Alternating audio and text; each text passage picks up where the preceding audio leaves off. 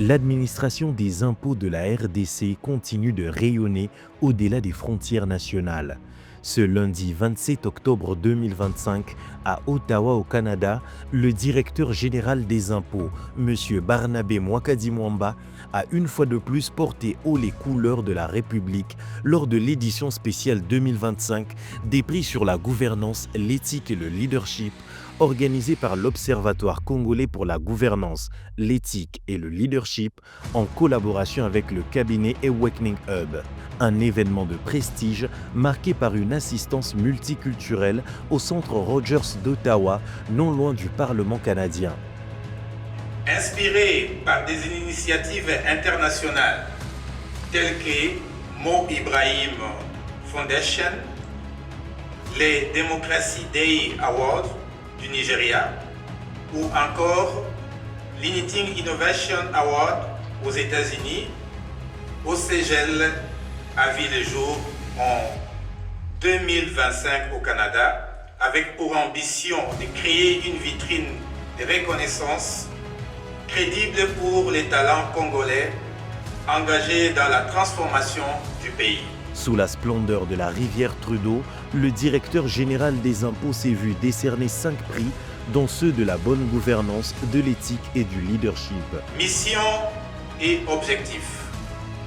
Reconnaître, primer et documenter l'action de celle-ci et ceux qui incarnent les valeurs d'intégrité, de performance, d'innovation et de leadership responsable au service du bien commun en République démocratique du Congo. Le prix du partenariat public-privé au directeur général de la direction générale des impôts. Je remets au nom de l'organisation ces prix.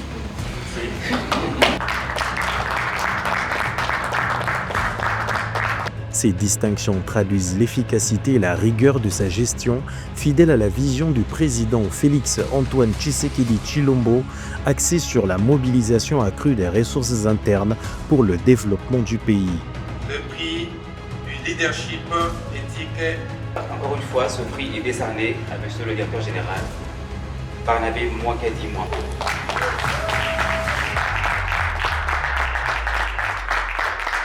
Et le prix de l'émergence économique en argent, encore décerné à notre DG, Barnabé Mwakadi Mwamba. Je vous dis une sincère félicitations.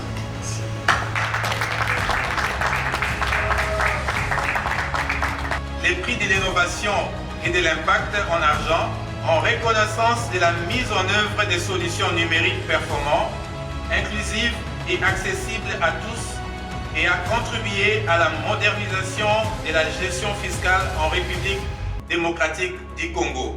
Monsieur le directeur général, je vous remercie. Et suivi ces certifiés, c'est tout. Monsieur le directeur général ne travaille pas seul. Il a des collaborateurs, il a des agents à qui il fait confiance. C'est ces agents de la DGI qui travaillent jour et nuit dans des conditions difficiles que connaît notre pays. Leur travail ne peut pas être oublié. C'est ainsi, nous, au CEGEL, nous avons un prix spécial aux agents de la DGI que nous remettons à Madame la directrice, Madame Bilonda, pour les comptes des agents de la DGI.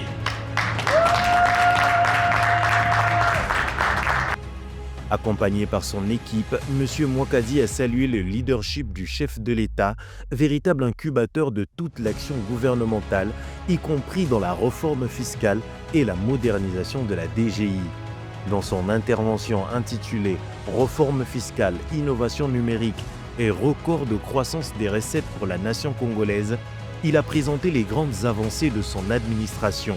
La lutte contre la fraude fiscale, la transparence et le civisme fiscal, ainsi que la formation continue du personnel.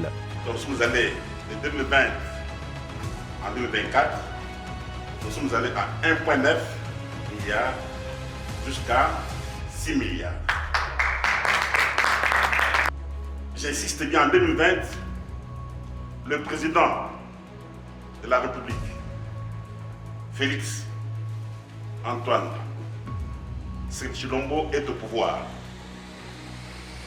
Et ça coïncide aussi avec ma nomination comme directeur général des impôts. Donc, il n'y a pas un hasard. Si la censure est intervenue, c'est par la bonne gouvernance prônée par notre président de la République. Nous avons copié cette bonne gouvernance.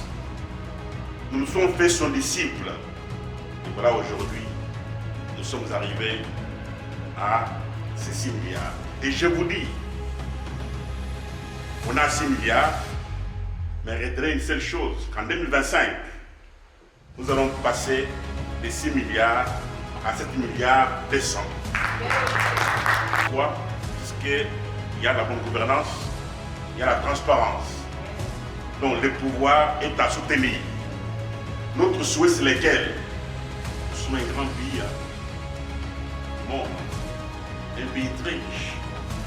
Et notre souhait, c'est qu'il faut qu'à un moment donné, l'RDC vive de ses propres ressources internes. Sur le plan de l'innovation, il a mis en avant la numérisation de la gestion fiscale, notamment avec la télédéclaration, le logiciel IMIF pour l'identifiant fiscal en ligne et e-impôt employé pour les déclarations des personnes physiques. Parmi les perspectives, la digitalisation de la gestion de l'impôt, l'extension du télépaiement à tous les contribuables et la modernisation de la gestion de la TVA. Les résultats sont éloquents. Excellence, Monsieur l'ambassadeur de la RDC au Canada, Monsieur le secrétaire général de l'OCGL, Mesdames et Messieurs, distingués invités en votre qualité, je ne saurais vous exprimer ma joie que je ressens ces jours à l'occasion de la 5e édition de la cérémonie annuelle du prix OCGL, organisée par l'Observateur congolais pour la gouvernance, l'éthique et le leadership, conjointement avec Ewegmi Eb, pour récompenser les institutions et les personnalités ayant marqué positivement la gestion politique congolaise par leur performance, intégrité, innovation ou impact consommateur. Je voulais, à cet effet, vous exprimer ma profonde gratitude pour les choix portés sur ma modeste personne et souligner que les performances que la Direction générale des impôts de la République démocratique du Congo ne vient pas au hasard, c'est par notre façon de gérer et aussi par l'appui de notre personnel que nous avons mis au centre de tout. Voilà, aujourd'hui, nous sommes arrivés à un prix d'excellence. C'est pourquoi les prix que je viens de recevoir ces jours de votre organisation, je les dédie tout d'abord à je suis un croyant, à Dieu. C'est lui le maître de temps de circonstances. C'est par sa puissance qu'il a placé sur nous que nous sommes arrivés à réaliser cette performance. Deuxièmement, je le dédie à notre cher président là, Félix Antoine. C'est pas sa bonne gouvernance que nous sommes arrivés à ces vite et les droits qui dédie ces prix à notre personnel, qui nous a appuyés. Nous seuls, on ne pouvait rien. Avec notre personnel, nous sommes arrivés à ces prix. Encore une fois, merci pour votre reconnaissance. Que Dieu vous bénisse. Je vous remercie.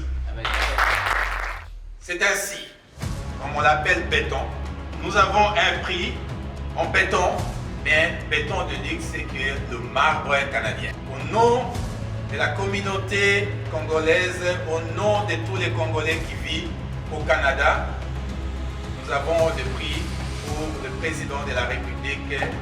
Nous allons le remettre à son représentant, le représentant du pays, que nous appelons l'ambassadeur de la République démocratique du Congo, avec tout le nom du président de la République.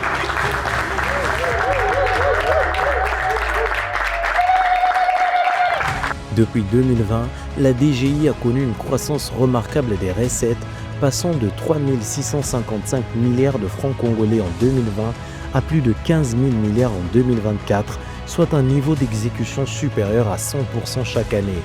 Pour 2025, les prévisions dépassent déjà les 16 600 milliards de francs, soit plus de 7 milliards de dollars américains. Grâce à ces performances, la DGI contribue à près de 40% des ressources internes, atteignant même 50% en 2022, une première dans l'histoire fiscale du pays. À cette même période, le directeur général, également président du CREDAF, a pris part virtuellement à la réunion du bureau exécutif de l'organisation, tenue le jeudi 30 octobre 2025. Dans son mot introductif, M. Barnabé Mwakadi Mwamba a salué la participation des membres et remercié particulièrement la directrice générale des impôts de Guinée pour avoir accepté d'abriter la 42e Assemblée générale et la 39e conférence annuelle du CREDAF.